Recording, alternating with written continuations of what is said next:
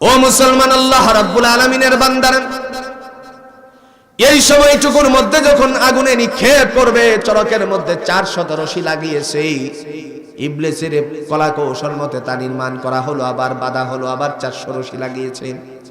একটা রশি ধরেছেন তিনি, যিনি হচ্ছেন আজর, ইব্রাহিম আলাইহিস সালামের পিতা। কোরআনের ভাষাই হলো আজর, ডাকনাম ছিল তার তারেখ। রশিটা যখন ধরে আছে টান দিবে, আল্লাহ পাক রব্বুল আলামিনের বান্দা চেহারাটুকুর মধ্যে অর্থাৎ চক্ষুটারে যখন খুললো, দেখলেন বাবার হাতে রশি। মহান আল্লাহর দিকে মুতাওয়াজ্জহ হয়ে ডাক দিয়ে বলছেন, আল্লাহ, পৃথিবীতে কোনো সন্তান যদি বিপদগামী হয়ে যায়, প্রাণান্তর চেষ্টা চালাই তারে বাঁচানোর জন্য, তার মা বাবা, আজকে আমি মহা বিপদে, আমার বাবা রশি ধরে আমাকে এই বিপদে ফেলানোর জন্য চেষ্টা চালিয়ে যাচ্ছে।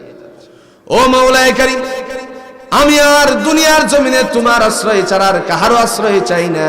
আল্লাহ বলেন, কোনো সমস্যা নাই আমার খলিল, আমি সমস্ত সমস্যাগুলো সমাধান করার জন্যই নাম রেখেছি আল্লাহ। ক্ষমতা কার? আল্লাহ।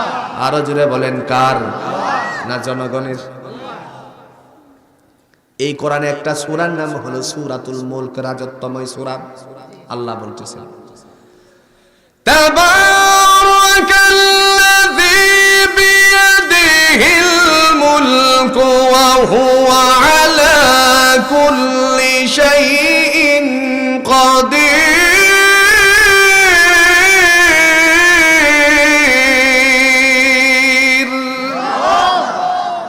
তিনিই হচ্ছেন বরকতময় রব, যার হাতে কি ক্ষমতা। তিনি বলছেন, ইন্নাল্লাহা আলা কুল্লি শাইইন কাদির, সমস্ত বস্তুর উপরে জুড়ে বলুন ক্ষমতা কার? আল্লাহ পাকের। সেই ক্ষমতাধর আল্লাহ রাব্বুল আলামিনের বান্দারা যখন রশি ধরে টেনে টেনে আগুনের মধ্যে নিক্ষেপ করার জন্য, ফেলানোর জন্য চেষ্টা চালায়, আল্লাহ বলেন, যাও আমার ফেরেশতারা রূহুল আমিন। রূহুল আমিনকে যখন পাঠালেন প্রতিনিধি বানিয়ে, রূহুল আমিন ফেরেশতার নাম শুনছেন তো? কথা কন্যাকে নাম শুনছেন তো? আরো সহজে পরিচয় করিয়ে দেওয়ার জন্য বলছি, লাইলাতুল কদরের একটা সূরা আসেনি? কথা কন্যাকে আছে কিনা? এখানে আপনারা পড়েছেন, তানাজ্জালুল মালাইকাতু ওয়ার রূহু, পড়ছেন কিনা? ইলা আখিরিল আয়া। আল্লাহ পাক ফেরেশতাদেরকে পাঠিয়ে দেন, রূহুল আমিনকে পাঠান না মানুষের মাঝে।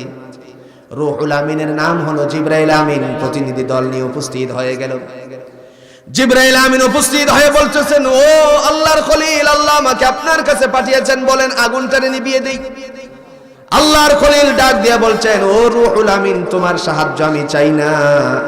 আমার আল্লাহ পাক রব্বুল আলামিন ঘোষণা দান করেছেন, আল্লাহ নিজেই বলেছেন, ও জগৎবাসী, তুমি যদি আল্লাহর কাছে চাও, তিনি তোমার চাহিদা পূরণ করে দিবেন। সুবহানাল্লাহ বলেন। ওয়া তাওয়াক্কালু আলাল্লাহিল মুমিনিন, মুমিনের ভরসা হবে সব সময় আল্লাহর উপরে। কথা বলেন ঠিক কিনা? ও মুসলমান, বিপদগামী হয়ে ধৈর্যহারা হয়ে যাবেন না। কতটুকু আর আমাদের ধৈর্যের বাঁধ ছুটেছে, ইতিহাস প্রমাণ করেছে, ইতিহাস প্রমাণ করেছে। সাইয়্যিদুল মুরসালিন আহমদ মুস্তাফা সাল্লাল্লাহু আলাইহি সাল্লামকে অনেক কষ্ট দিয়েছিল আবুল হাকাম আবু জাহেল। সাহাবায়ে কেরামগণ জীবনটারে এত কষ্ট করিয়েছেন। যারা হজ করেছেন নিশ্চয়ই জানা আছে, না খেয়ে পাথর বেঁধে তারপরে পরীক্ষাও খনন করেছেন সাহাবীদেরকে নবীজি। ওগো আল্লাহর বান্দারা, তারপরেও দিন থেকে সরে যায় না, ইসলাম থেকে সরে যায় নাই, কোরআনের আলো থেকে সরে যায় নাই। জীবন চলে যাবে, তারপরেও কোরআন জুড়ে বলেন ছাড়বো নাকি? সাইয়্যিদ কুতুবউদ্দিন, আল্লাহ পাক রব্বুল আলামিনের বান্দা সহ অন্যান্য অনেক নেতারা ফাঁসির মঞ্চে চলে গেছে। কিসের মঞ্চে? ফাঁসির মঞ্চে চলে গেছে। এবার একজন ইমাম এসে উপস্থিত হল। উপস্থিত হয়ে বলছে, ও আল্লাহর বান্দা, আপনি কালিমা পড়ুন আমার সাথে। আল্লাহর বান্দা মুস্কি মুস্কি হাসি মেরে বলছেন, তোমাকে কি এই কারণে সরকারে বেতন দেয় নাকি? হ্যাঁ, অবশ্যই দেয়। তিনি বললেন, দুঃখ হয় তোমার জন্য, তুমি এই কালিমা পড়িয়ে বেতন নাও, আর আমি এই কালিমা জমিনে প্রতিষ্ঠিত করার জন্য লড়াই করে আজকে ফাঁসির দড়িতে ঝুলতে এসেছি। তারপরে আল্লাহর কোরআনের পথ ছেড়ে দেয় নাই, ঠিক কিনা বলেন? আল্লাহ পাক রব্বুল আলামিনের বান্দা তিনি হাসতে হাসতে রশিটারে পড়ে ফেললেন, কারণ জানা আছে মঞ্চে কিছুক্ষণ পরে যখন রশি লাগাবে আমার আল্লাহ রাব্বুল আলামিন তার চোখের সামনে জান্নাতের প্রতিচ্ছবিটারে তুলে ধরেছেন। কারণ এপারে হলো দুনিয়া, ওই পারে কি? আরো যারা বলেন কি? আল্লাহর বান্দা ডাক দিয়া বলছেন আমার কোনো কষ্ট নেই, আমি আল্লাহর মুতাওয়াজ্জিহ হতে চাই। ওয়া তাওয়াক্কালু আলাল্লাহিল মুমিনিন, মুমিনের ভরসা হবে কেবল কার উপরে? আল্লাহর খলিল আগুনে পড়ে যাবে, ফেরেশতারা এসে চড়কে ধরলো, ইবলিস আবার বলল সম্ভব নেই ভাবে, কারণ ইব্রাহিমের আল্লাহ তার ফেরেশতা দিয়ে ধরিয়ে রেখেছে। কি করতে হবে? নর্তকীদের অবস্থান এখানে তৈরি করো।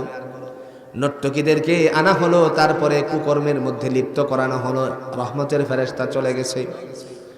আল্লাহ পাকের বান্দারে যখন টান দিছে চরকটার মধ্যে, আগুনের মধ্যে ফুটতে আসে, এই সময় মহান আল্লাহ আগুনকে ডাক দিয়ে বললেন, জোরে বলুন তো আগুনের মালিক কে? আরো জোরে বলেন কে? আল্লাহ বলেন কুলনা ইয়া নারু কুনি বারদান ওয়া সালামান আলা ইব্রাহিম।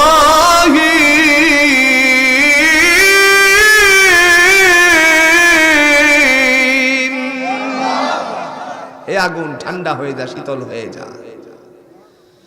আখে লুৎফে খেশরা আজহার করদ, আখে লুৎফে খেশরা আজহার করদ, বাখলিলা শনার রাগুল জারে করদ, বাখলিলা শনার রাগুল জারে করদ।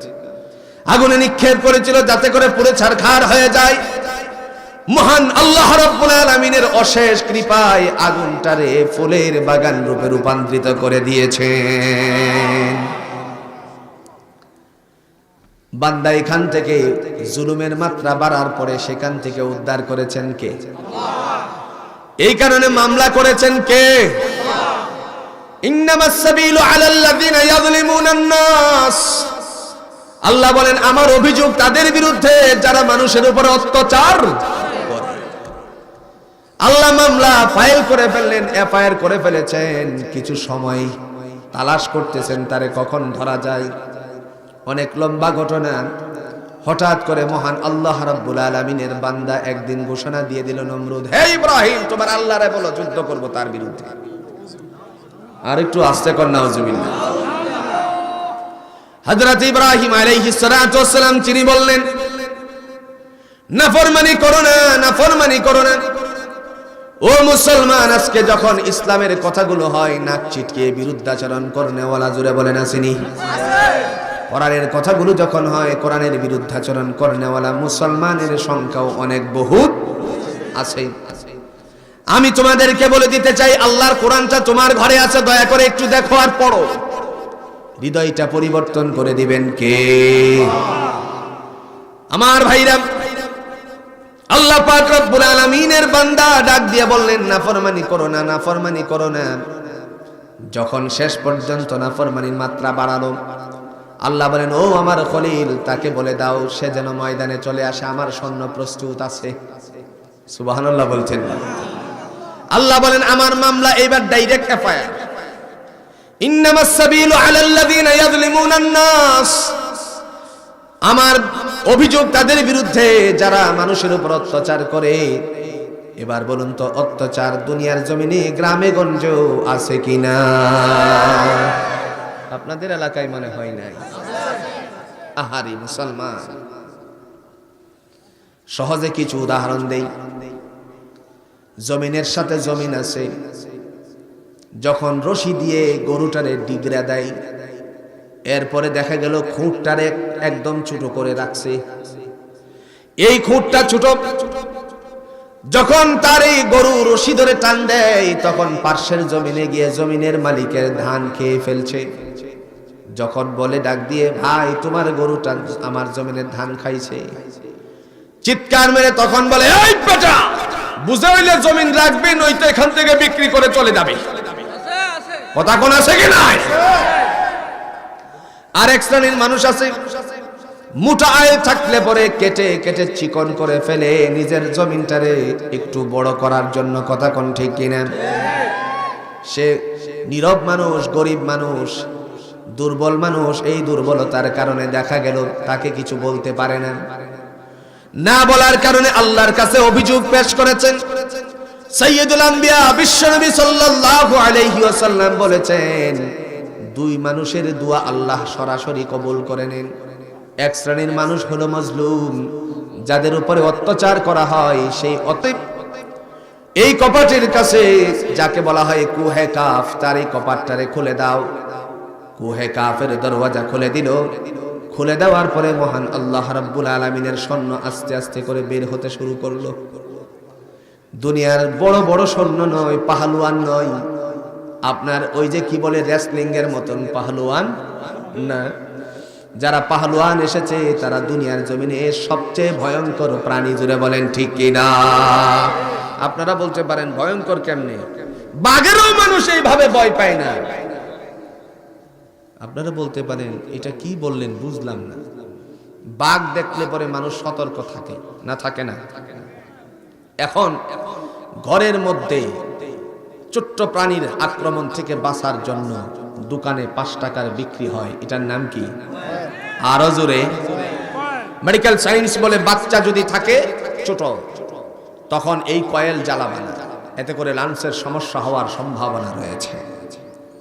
এখন কয়েল দিল, কিন্তু কয়েলে তো মশা লাগাইছে। এবার কি ওমা কথা কন না, কি মশারি?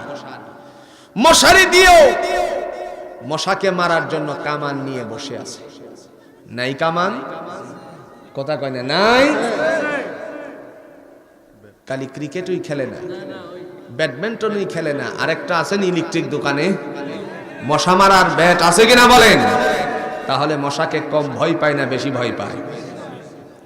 আমার ভাইরা, এবার মশার কামান ফিটিং করছে। আল্লাহ বলেন, যাও সৈন্যরা, যাও, তোমাদেরকে পাঠালাম নমরুদের বিরুদ্ধে লড়াই করতে। সুবহানাল্লাহ বলছেন। অত্যাচার করো না, কারণ আল্লাহর মাইরের উপরে কোনো মাইর। আরো জোরে বলেন আছে নাকি? আল্লাহর পাকড়াও যেদিন হয়ে যাবে কেউ বাঁচতে পারবে না। এবার নমরুদের সৈন্য যারা ছিল তারা উপস্থিত, আল্লাহর সৈন্য পাঠিয়েছেন, কিন্তু একজন তো সেনাপতির প্রয়োজন আছে। যুদ্ধ পরিচালনা করার জন্য তো একজন কমান্ডিং এর প্রয়োজন আছে। সবচেয়ে দুর্বল যে তারে বলল, তুমি আজকে কমান্ড করবা, কারণ তুমি হলো সেনাপতি। ডাক দিয়ে বললেন, এবার যাও। সবাই গেল, সব মশারা গেল। মশারা যখন গিয়ে উপস্থিত হয়ে গেল, ঝাঁক ঝাঁক যখন যায়, তখন প্রাণীদের কানে দিয়ে প্রবেশ করে। প্রাণীদের কানে প্রবেশ করার পরে জুড়ে বলুন তো, তাদের কোনো শান্তি আছে নাকি? সহজে বোঝার জন্য আসেন, রাতের বেলায় যখন আমরা ঘুমাই, ঘুমানোর পরে হঠাৎ করে মাথায় তেল টাকার কারণে একটা পিপিলিকা কানের ভিতরে ঢুকে গেছে। কোনোদিন ঢুকছে, যদি কাহারও যদি ঢুকে থাকে তিনি বুঝবেন কি যে যন্ত্রণা। একটা কানে দিয়ে ঢুকছে, ঢুকার পরে ও আল্লাহর বান্দা যতক্ষণ পর্যন্ত বের না হয় ততক্ষণ পর্যন্ত কোনো শান্তি নাই। এবার তেল মারছে, নাকে ধরছে, কোন রকম বের হয়, কিন্তু বের আর হয় না। এরপরে তেল মারছে, তারপরে কিটকিট করে নড়াচড়া করে। শান্তি আছে? কথা কন নাকে, শান্তি আছে? আচ্ছা বলেন তো, দাঁতের চিপায় যদি ছোট্ট মাছের কাঁটা ঢুকে তখন জিহ্বা সেনাপতি কি